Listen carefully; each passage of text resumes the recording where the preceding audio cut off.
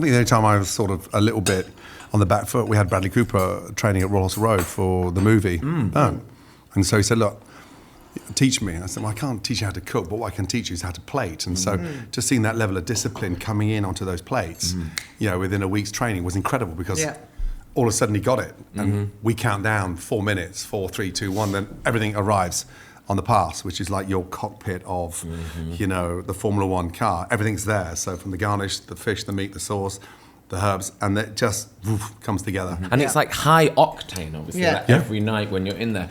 Well, how do you unwind after that? Like when you finish, how do you go from the high octane of a kitchen to, being at home Well, the thing with the kids? I would always do, and I still do actually, is cycle home because it just winds you down. I got under a huge amount of pressure when we first opened Royal Hospital Road, and so my father-in-law gave me a ticket for the marathon.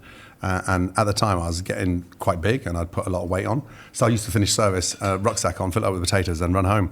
At the time, then it was Claridge's, and I used to run from Claridge's back to Wandsworth, go down the long way round, all the way down to Tower Bridge, and then come back up through the embankment. And that was at sort of 12:30. But it's that therapeutic moment where you got the sun shining on the Thames, and you're just running, jogging.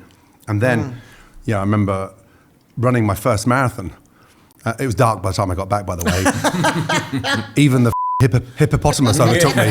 You're having a run when the hippo takes you over. And then I think it was like 5 hours 30 for my first ever marathon. I've done 15 since, and I'm now down to a 3:30. That was a while back, but that level of keeping fit really helps to reset everything.